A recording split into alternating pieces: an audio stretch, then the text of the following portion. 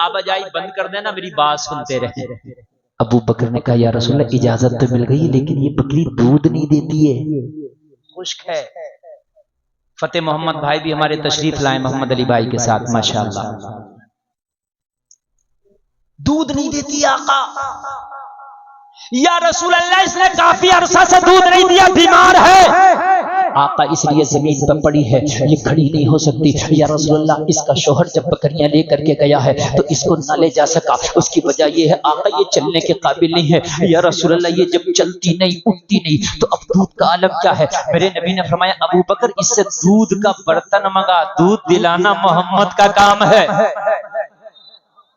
جانور بھی جانتے ہیں یہ نبی ہے، بے شک آج انسان جانور سے بدتر ہو کر گھوم رہا ہے، جانور بھی جانتا ہے یہ نبی ہے، جانور بھی جانتا ہے یہ نبی ہے۔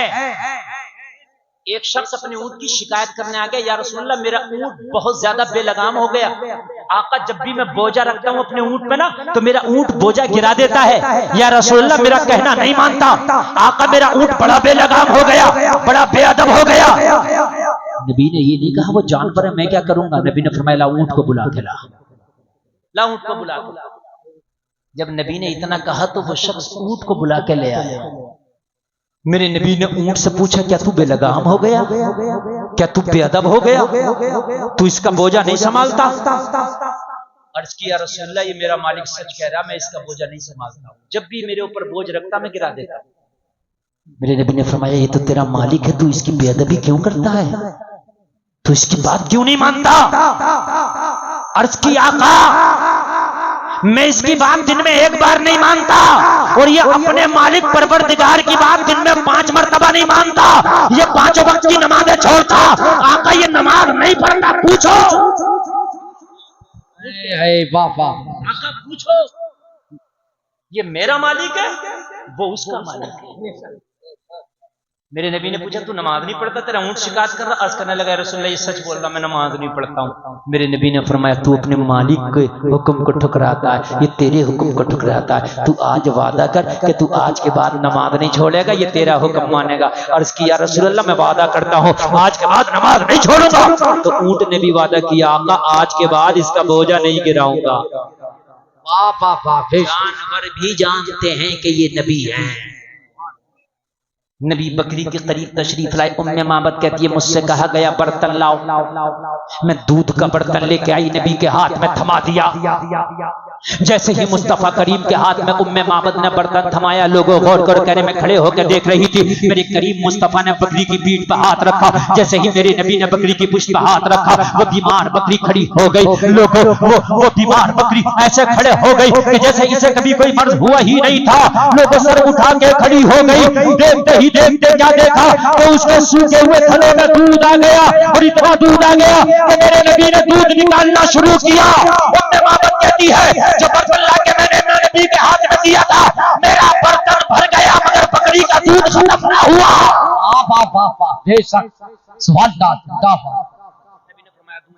میں دوسرا برتن لائی وہ بھی بھر گیا، نبی نے فرمایا تیسرا لا، میں تیسرا لائی وہ بھی بھر گیا، نبی نے فرمایا چوتھا لا، میں چوتھا لائی وہ بھی بھر گیا۔ ام معبد کہتی ہے میرے گھر میں چھوٹے بڑے جتنے بھی برتن تھے ایک ایک کر کے سارے برتن لے آئی، محمد عربی دودھ نکالتے رہے، میرے سارے برتن بھر گئے مگر بکری کے تھنوں کا دودھ ختم نہ ہوا۔ تبھی تو بریلی کا رضا بولا کون دیتا ہے دینے کو منہ چاہیے، دینے والا ہے سچا ہمارا۔ بے شک سوال ختم نہ ہوا۔ میرے نبی نے فرمایا ام معبد اور لا، میں نے عرض کیا میرے گھر میں کوئی برتن نہ بچا، جتنے چھوٹے برتن تھے میں نے دے دیے، جتنے بڑے برتن تھے میں نے دے دیے، لیکن بکری کے تھن کا دودھ ختم نہ ہوا۔ اب ذرا سنو، میرے نبی اٹھے، اٹھنے کے بعد فرمایا ابو بکر پیو، ابو بکر فرماتے ہیں میں نے دودھ پیا، اللہ اللہ میرے مصطفیٰ نے دودھ پیا، اس ام معبد نے دودھ پیا، اس کے بچے نے دودھ پیا، مہمانی ہو گئی، مہمانی ہو گئی۔ حضرت ابو بکر کہتے ہیں اجازت لے کے اس سے گھر سے اپنے رخصت لی، رخصت ہو کے ہم نے اپنا سفر جاری کیا، ہجرت کی رات ہم تو مدینے کی طرف پڑھ رہے تھے۔ اب ام معبد کا بیان سنو مچل جاؤ، کہتی ہے شام ہو گئی، میں شام تک اسی خوشی میں رہی کہ آنے والا جو آیا تھا چہرہ لاجواب تھا، آنے والا جو آیا تھا مکرالا جواب تھا. اسی خوشی میں بیٹھی رہی اور جھومتی رہی.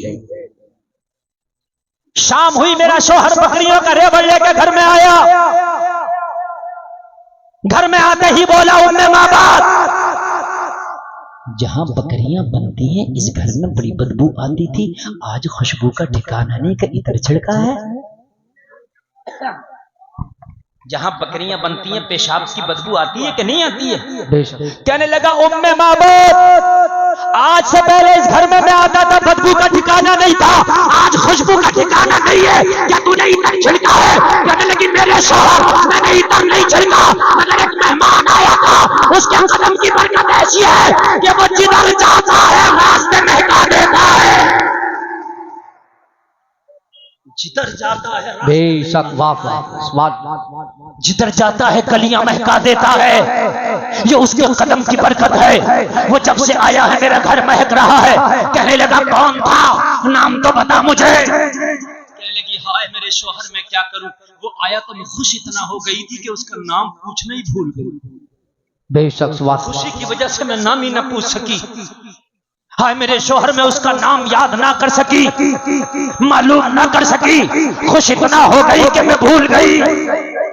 کہنے لگا کم سے کم مجھے بلا لیتی، میں بھی اس کا دیدار کر لیتا.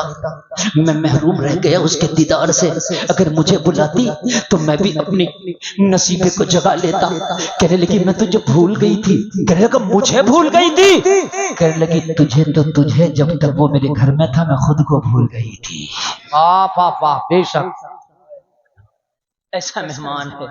مگر کہنے لگی وہ جو بھی تھا مجھے نہ پتا وہ کون تھا، لیکن جو بھی تھا میرا دل کہتا ہے وہ بہت مبارک تھا.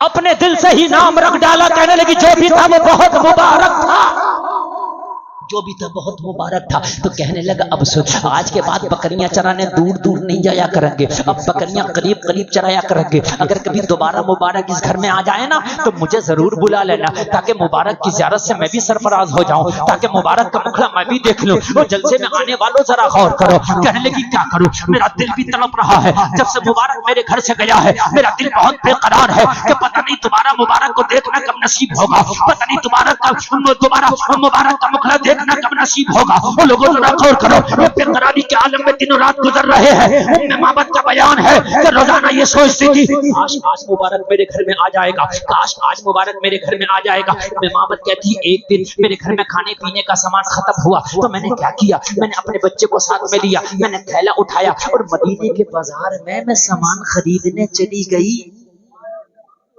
سامان خریدنے چلی گئی. کہتی جیسے ہی میں سامان خریدنے کے لیے گئی تو حضرت ابو بکر صدیق بھی اسی بازار میں کسی کام کی غرض سے آئے ہوئے تھے.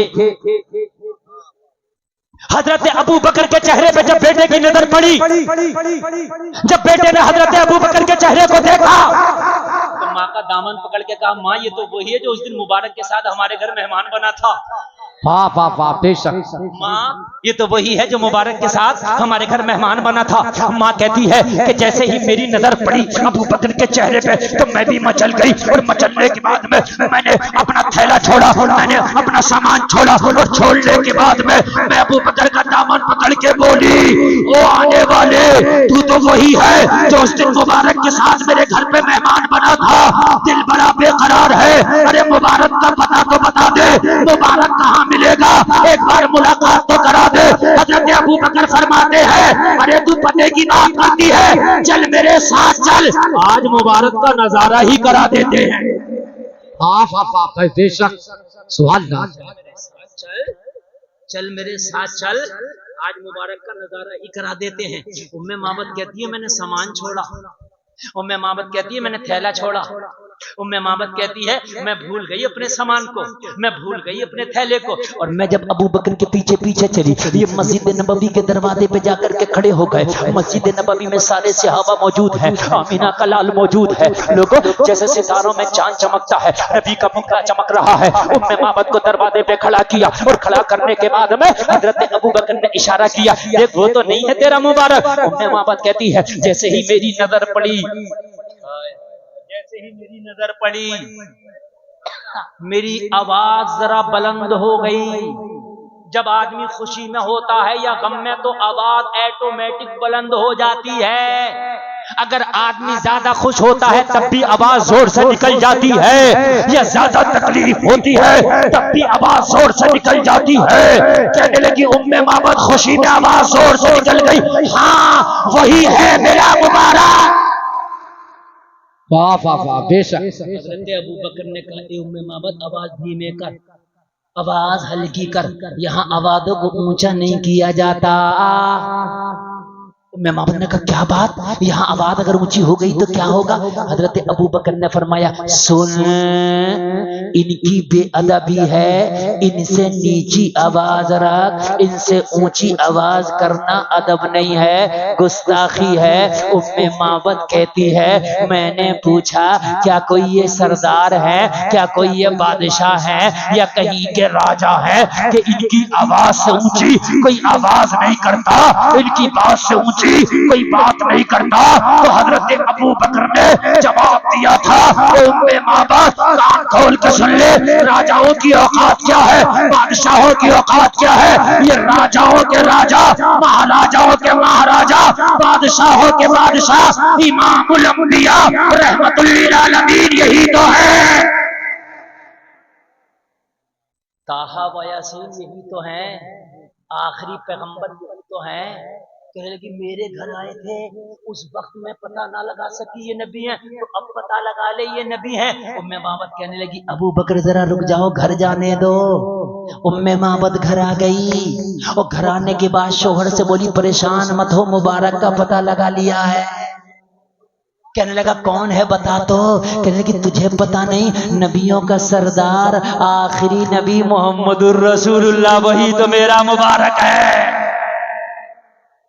کہنے لگی ملاقات ہو گئی. کہنے لگی ہاں دیکھ کے آئی ہوں مگر میں پاس میں نہیں گئی. کیوں؟ کہنے لگی تجھے لے کر کے جاؤں گی, تجھے ساتھ میں لے جا کے خود بھی کلمہ پڑھوں گی, تجھے بھی کلمہ پڑھواؤں گی.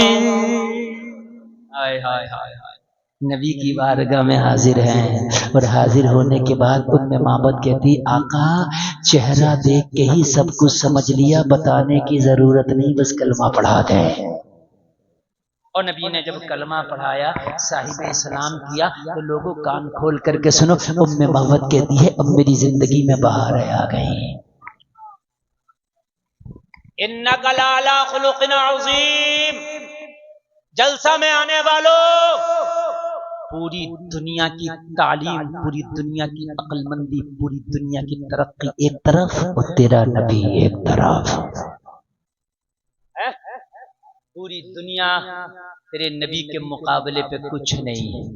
نبی کی زندگی کو اپناؤ, اپنے گھروں میں اسلامی کلچر, اسلامی ماحول پیدا کرو. بات اور کرنا چاہتا تھا, بہت بڑا شاعر آپ کے سامنے ہے, اس لیے گفتگو کرنا اب بالکل نامناسب ہے. ان کا بھی وقت ہے, آپ محمد علی بھائی کو سنیں, یہ آپ کے حوالے. کہنے سننے میں کوئی خطا ہوئی ہو میرا مولا معاف فرمائے. کلمہ شریف پڑھیں, لا الہ الا اللہ محمد الرسول اللہ. اسلام زندہ باد, وما علینا الا البلاغ. السلام علیکم.